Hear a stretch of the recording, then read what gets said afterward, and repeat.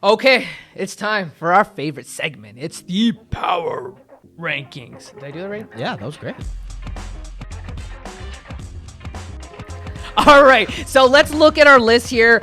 S, relatively the same, but the top two are flipped. But before we put them all five up, let's start at Scarborough. Why do we have them at 5? Yeah, I want to see more. I know we had that segment about Cat. He's been incredible, but I just want to see them compete and beat the teams that they need to beat, and also beat the teams that are ahead of them, right? Yeah. It just feels like we're missing a little bit. And to your point, you've mentioned that a bunch with them, so you get the credit on that. Also want to acknowledge, not shout out, Danielle, right? She was really vying for Scarborough last week's episode in the Power Rankings, and she talked about how great they were, and then Cat did what he did, right? Yeah. So great jobs, kudos to Danielle. Calgary at number 4. Last 9 games, they're 7-2, including wins over Vancouver, Edmonton twice, both in Edmonton. Yeah.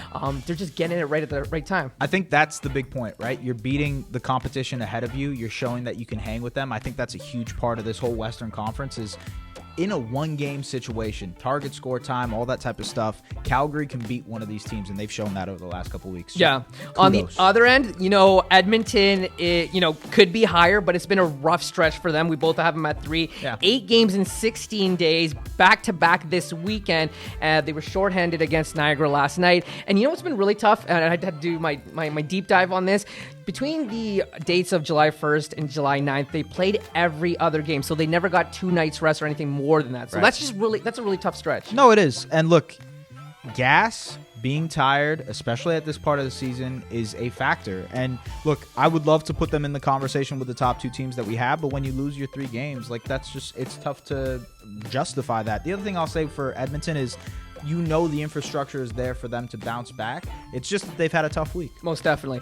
And now this is a potential finals matchup preview. You've got Van number 1. I got Niagara number 1. Make your case. I just think Vancouver is the most talented team. I think Niagara is probably the most, I don't want to say well-coached, but I think they're just like the deepest team, but Vancouver is the most talented team. They have all of these great players that can pitch in anytime they want. I talked about Mitch Creek earlier, just kind of adding a guy who really is like this massive piece onto a team that already is a great championship level team. I think this is the final. Would you agree? Vancouver, Niagara? I wholeheartedly agree. If you ask me right now who I had to pick, it would definitely be these two.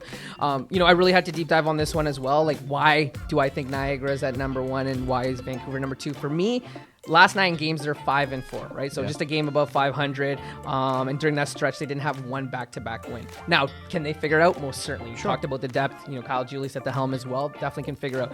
And then Niagara on the other end, you talked about it in our S&D segment. 8-2 since Khalil has joined the team. Good thing that they're winning all these games at home because the playoff time, they'll be able to have that advantage as well. Yeah. Now, what will be tough is, we talk about their depth as well. They'll be without TJ and Aaron for the remainder of the season, depending how they do in that TBT tournament. Shout out to them. Shout out to the Brown Ballers as well, right? I'll be rooting for you.